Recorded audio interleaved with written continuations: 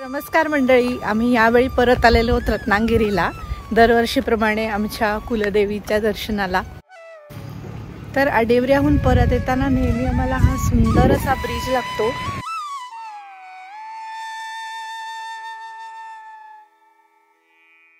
आज सकाळी आम्ही आडेवऱ्याच्या आमच्या कुलदैवताला जाऊन आलो आणि खूप छान दर्शन झालं।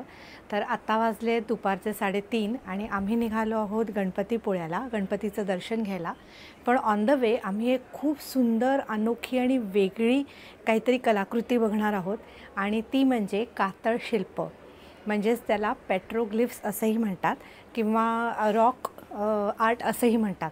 तर गेल्या काही वर्षांमध्ये कोकणामध्ये कातळ शिल्प हे खूप फेमस झालेले आहेत आणि खूप नवनवीन कातळ शिल्प इथे सापडलेले पण आहेत। आणि हे कातळ शिल्प म्हणजे जे कातळ आहे, लॅटरेट दगड जो आहे कोकणातला, त्याच्यावर कोरलेली अशी वेगवेगळी चित्र आहेत जी की अगदी छोट्यापासून अगदी 10-12 फूट मोठी एवढी पण आहेत। आणि असं म्हटलं जातं की ही अश्मयुगीन कालातली आहेत, जवळजवळ 20,000 वर्षापूर्वी ही कोरलेली आहेत त्या काळच्या लोकांनी। आणि ह्याच्यावर आता खूप संशोधन चाललं आहे इतिहासप्रेमींचं, संशोधकांचं, कारण ही त्या काळी का कोरली गेली असावीत, ह्याचे काय अर्थ असावेत, हे सगळं सापडवण्याचा हे लोक प्रयत्न करतात। आणि एवढ्या वर्षांनंतरसुद्धा ती अतिशय सुस्थितीत अशा या कातळामध्ये आहेत, कोकणामध्ये आहेत। तर त्यामुळे हे एक असं आगळं वेगळं शिल्प बघण्यासाठी मी खूप उत्सुक आहे, एक्सायटेड आहे। त्यामुळेच आम्ही आता तिथे चाललेलो आहोत। आणि on the way to Ganpatipule एक उक्षी नावाचं गाव आहे आणि तिथे हे कातळ शिल्प आहे, त्यामुळे आम्ही आता ते बघणार आहोत। आणि अर्थातच तुम्हाला पण मी सगळ्यांना तिथे घेऊन जाणार आहे आणि तुमच्याबरोबर पण ते शेअर करणार आहे। तर हे इतकं सुंदर असा हा अनमोल ठेवा आहे ना, की आता बरेच म्हणजे संशोधक हे युनेस्कोमध्ये लिस्टेड व्हावं हे म्हणून खूप प्रयत्नशील आहेत। तर असा हा अनमोल ठेवा आता आपण बघायला जाऊयात, चला।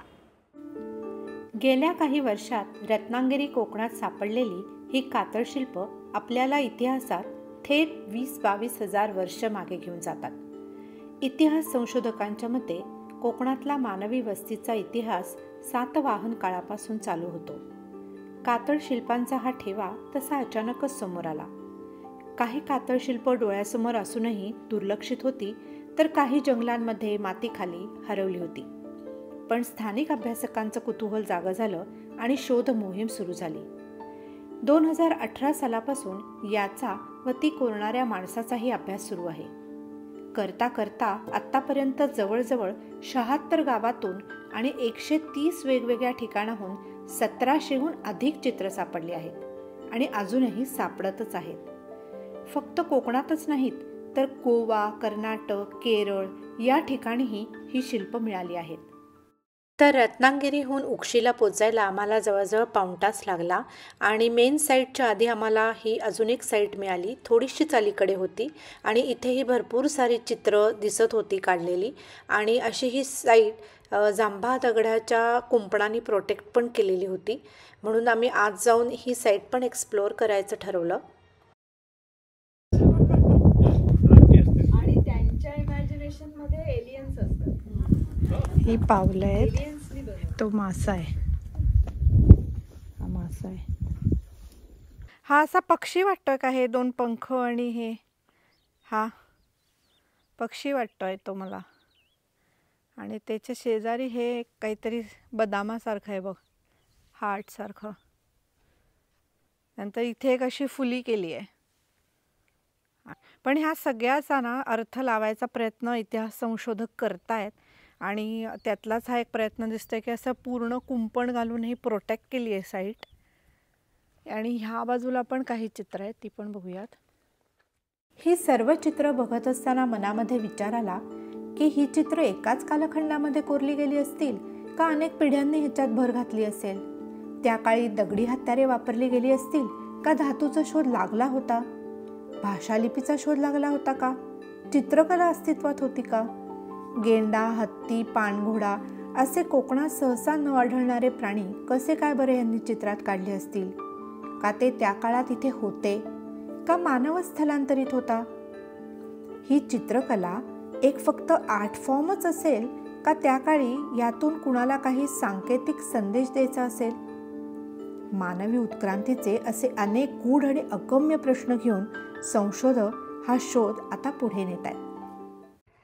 आम्ही इथे असतानाच मराठी सुप्रसिद्ध अभिनेत्री संपदा कुलकर्णी या पण त्यांच्या फार्म हाऊसवरच्या ग्रुपला कातळशिल्प दाखवायला घेऊन आल्या होत्या. त्यामुळे त्यांच्याकडनं पण आम्हाला थोडी माहिती मिळाली. पाहिली ना, शेती होत असेल पण कातळावर नाही काही होत. याचं जे बेसिन तयार होतं किंवा माती ते 18 ते 19 फिगर्स आहेत. कातळावर नाही. इथून मग पुढे जवळच असलेल्या मेन उक्षीच्या जिथे हत्तीचं चित्र आहे त्या साईडकडे आम्ही निघालो. दिसतोय का हत्ती?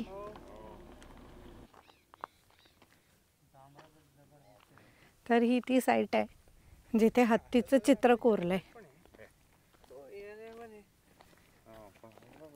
आणि हा जो दगड आहे हा दगड थोडा ठिसूळ आहे, त्याच्यामुळे ह्याच्यामध्ये ती चित्र कोरता आली आहेत त्यांना. म्हणजे ह्या दगडाच्या तशा प्रॉपर्टीज आहेत. सो त्या काळच्या लोकांनी मे बी तशी साईट शोधून मग त्याच्यावर चित्र काढली असावीत असं संशोधकांचं म्हणणं आहे, की जिथे त्यांना असा कातळ सापडला की ज्याच्यामध्ये ते कोरू शकतील.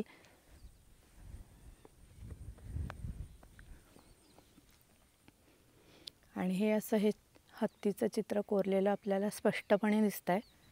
हे क्वाईट म्हणजे आपल्याला ओळखता येण्यासारखं असं हे चित्र आहे आणि खूप सुस्थितीत पण आहे आणि क्लिअर आहे. हा पाय आहे, ही शेपूट आहे, हे परत पाय आहेत, ही सोंड आहे, इथे सुळे दिसत आहेत 2 हत्तीचे. आणि ओव्हरऑल पण ही साईट खूप सुंदर आहे आणि रस्त्यापासून अगदी जवळ आहे. फार आत आपल्याला चालत यायला लागत नाही. इथे समोरच रस्ता आहे आणि थोडंसं आणि इथपर्यंत गाडी पण येते. तर हे जरूर तुम्ही बघा, हे चुकवू नका, हे बघण्यासारखं आहे. तसंच रत्नागिरीमध्ये अजून एक ठिकाण आहे ज्याचं नाव आहे देवाचे गोठणे आणि इथे आढळणारं मॅग्नेटिक डिफ्लेक्शन म्हणजे चुंबकीय विस्थापन हे भूशास्त्रालाही कोडं घालेल असं आहे. कारण वेगवेगळ्या ठिकाणी इथे मॅग्नेट ठेवले असता वेगवेगळी नॉर्थ डायरेक्शन आपल्याला दिसते. म्हणजेच या जागी स्ट्रॉंग मॅग्नेट्सचे वेगवेगळे पॅचेस आहेत. मग त्या काळी कुठलीही आधुनिक उपकरणं नसताना त्या काळच्या मानवाला ह्या जागेचा शोध कसा लागला असेल हेही एक कोडच आहे. तर कोकणात आलात तर तुम्हीसुद्धा हा इतिहासाचा अनोखा ठेवा जरूर बघा. मानवाच्या उत्क्रांतीच्या टप्प्यातील एक ज्ञानाचा मोठा खजिना समोर येतोय. त्यामुळे हा खजिना बघताना आपल्याकडून त्याला कुठलीही हानी पोचणार नाही ह्याची दक्षता सुज्ञ लोक घेतीलच, मला खात्री आहे. गुगल सर्च केल्यास कोकणातील ही ठिकाणं आपल्याला मॅपसह दिसतात. व्हिडिओ शेवटपर्यंत बघितल्याबद्दल खूप खूप धन्यवाद. व्हिडिओ आवडला असेल तर तो सगळ्यांबरोबर जरूर शेअर करा. माझ्या चॅनेलला लाईक आणि सबस्क्राईब करा. Bye bye.